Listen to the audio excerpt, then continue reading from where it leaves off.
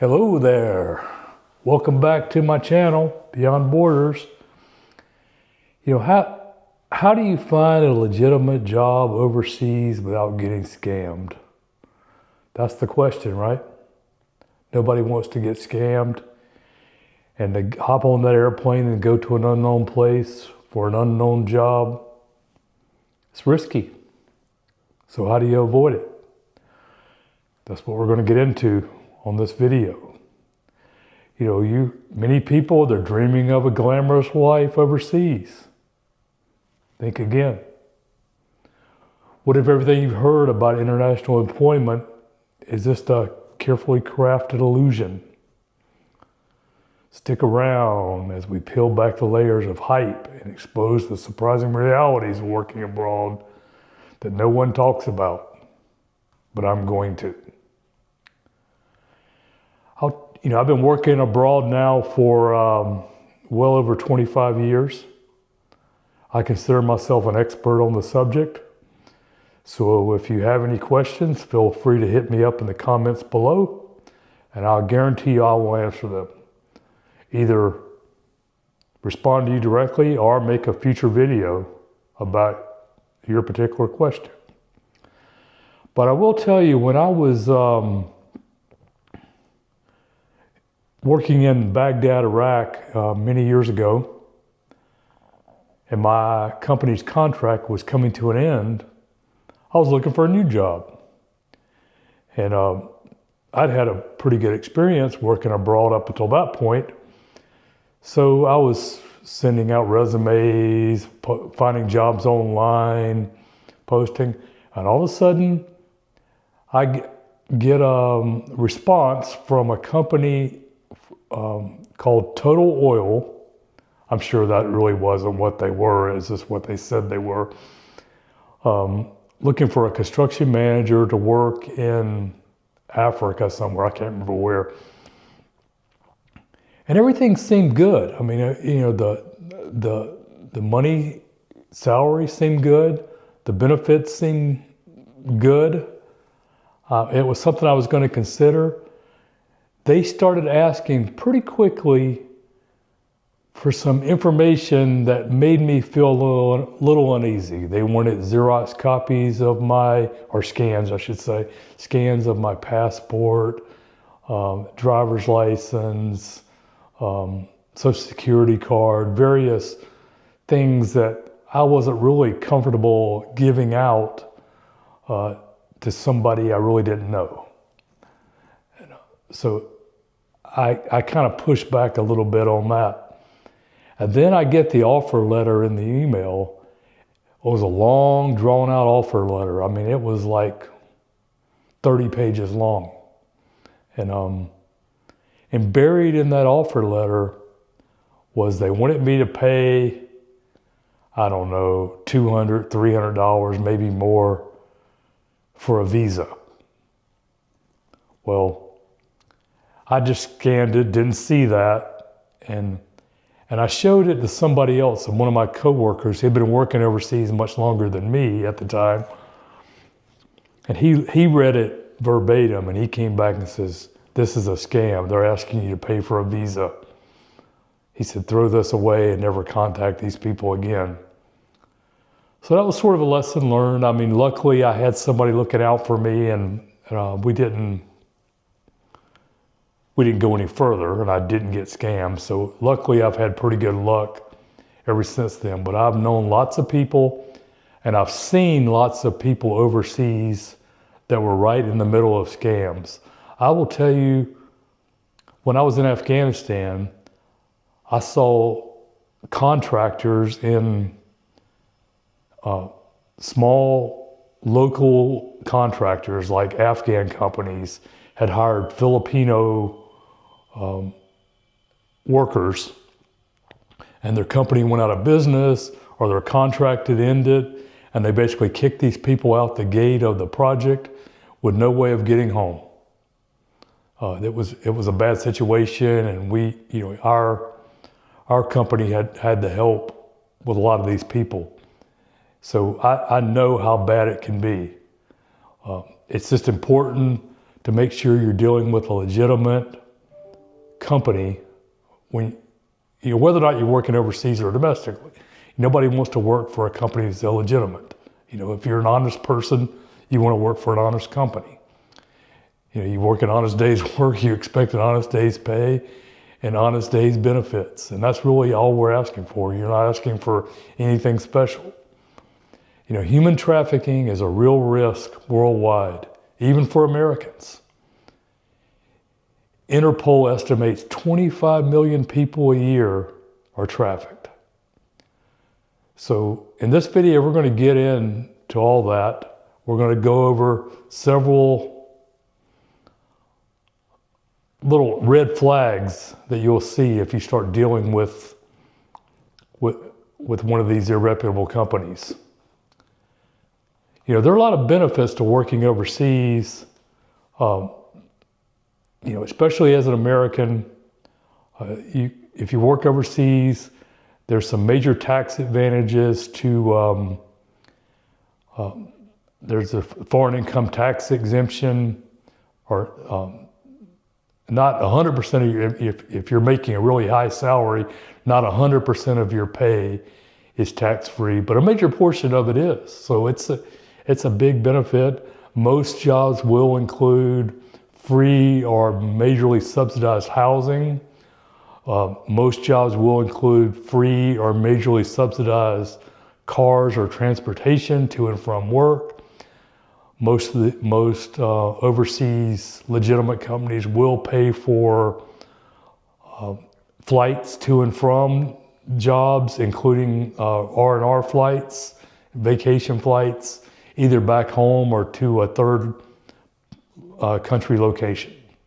So there's lots of good benefits, but there's a lot of demand for these overseas jobs, so it's easy to see how some illegitimate companies can sort of sneak in under the radar.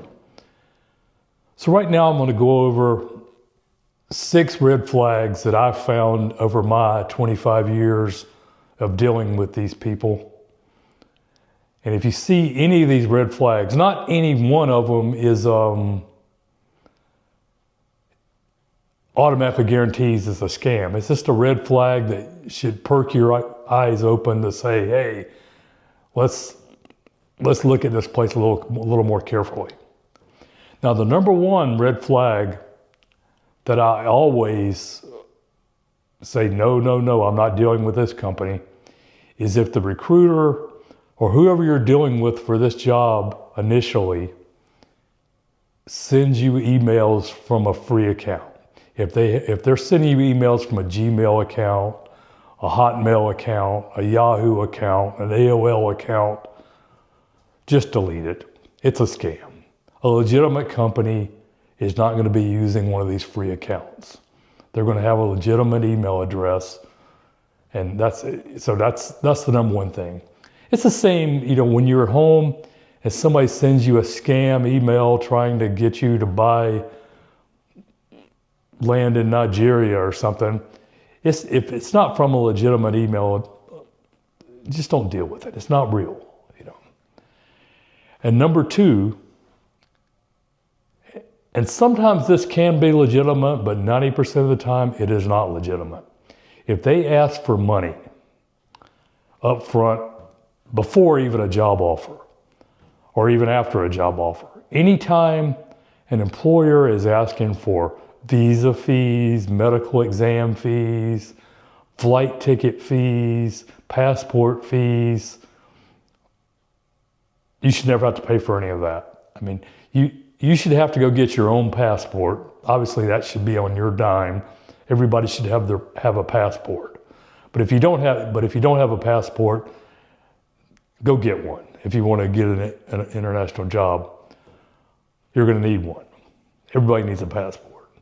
And along with these fees, I'm going to lump it right in with number 2 here, is asking for too much PII information before a legitimate job offer. Asking for your social security number, asking for copies of your passport, asking for copies of your driver's license, maybe your driver's license number, details like your birth date, any of this information that can be used to steal your identity. Don't give that information until you know for sure you got a job offer and it's a legitimate company. And if they say, hey, we have to have it before we can give an offer, well, talk about that at the time. It's a red flag and you need to, keep a heads up on that. I would never do it, but I know some people may.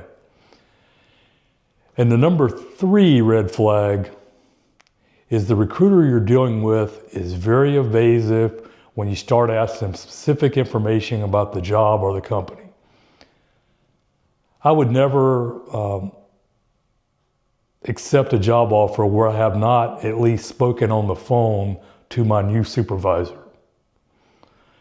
I want to know who my boss is, who are my coworkers, what are the details of the job, what time am I going to have to come to work, what time am I going to get off, how many days vacation am I going to get, exactly what are my responsibilities going to be when I get to this job.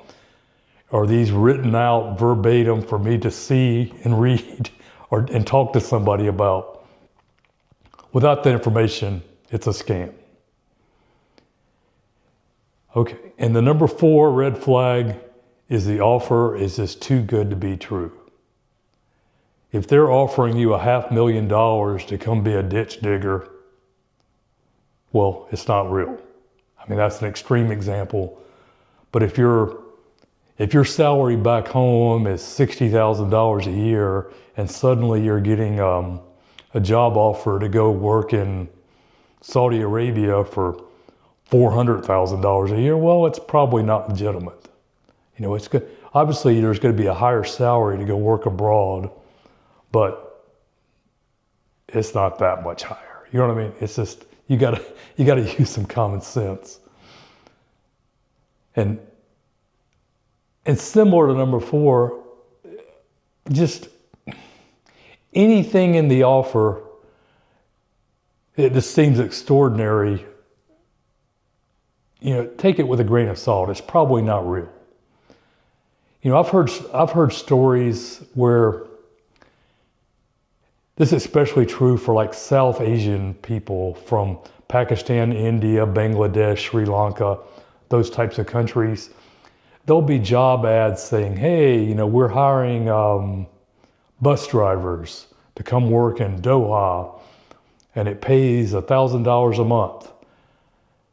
And they get hundreds or thousands of applicants to come apply to be bus drivers. And they say, we're paying $1,000 a month. Well, that's probably significantly higher than what they can make at home. So obviously they're getting a lot of interest in this job.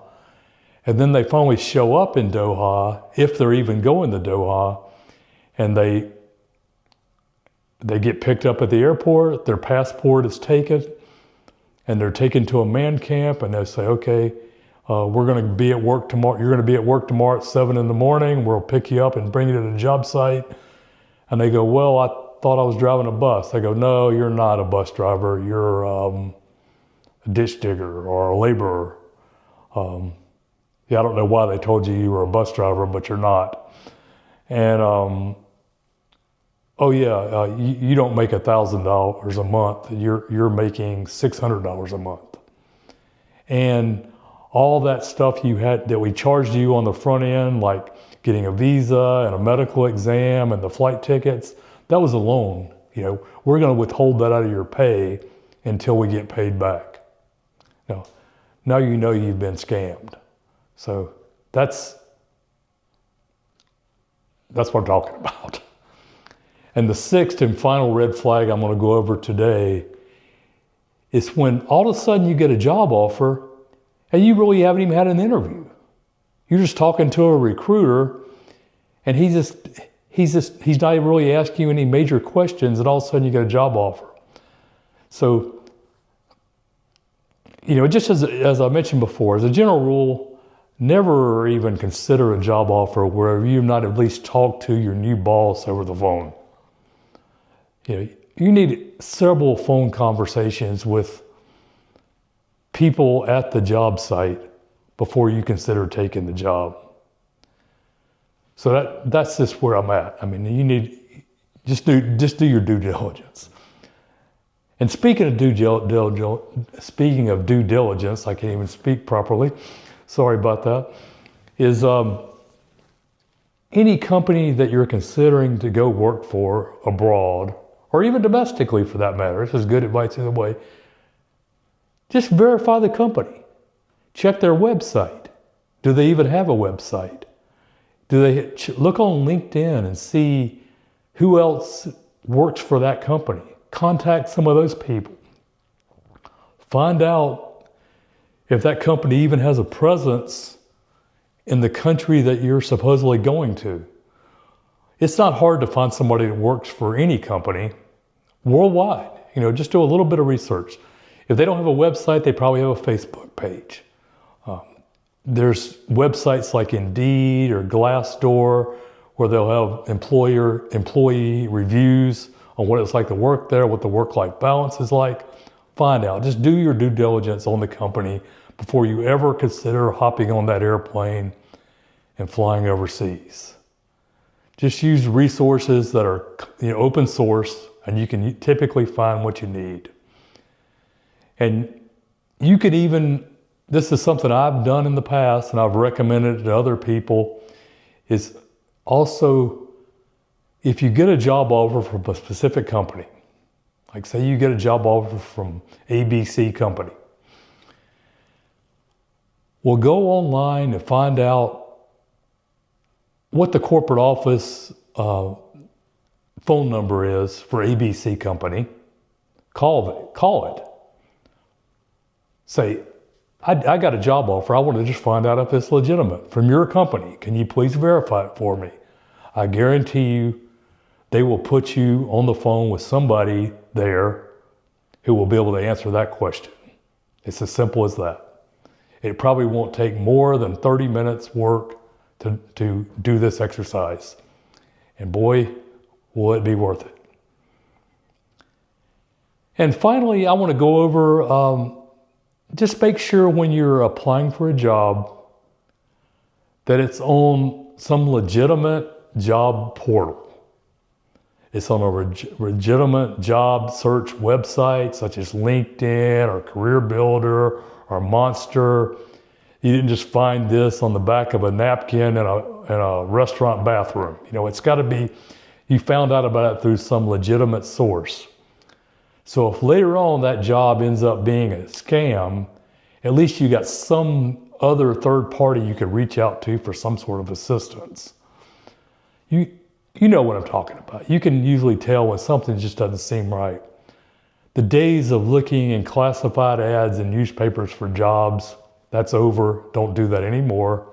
Any legitimate job offer is going to be posted online, or it's coming from somebody else who one of your contacts that you trust or at least know sort of well, who's referring you to that job.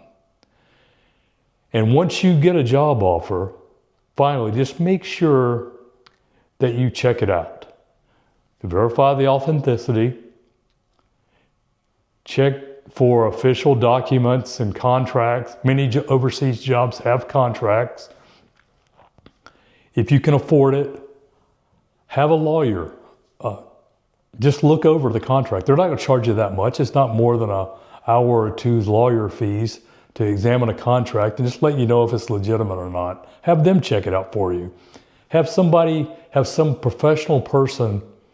This is your life here. You don't want to be putting your safety at risk. You don't want to put your family's well-being at risk. So just check out what people are doing. Not all overseas jobs are legitimate. So just take my advice and be careful. Otherwise, peace, good day, good luck in your job search. And again, please, if this had any value at all, please give me a thumbs up. Please subscribe if you want to see future content. Hit that notification bell because I'll be posting 2 to 3 more videos in the next week or so. More and more is coming. I have a whole series lined up, and I really appreciate you watching. So thanks a lot.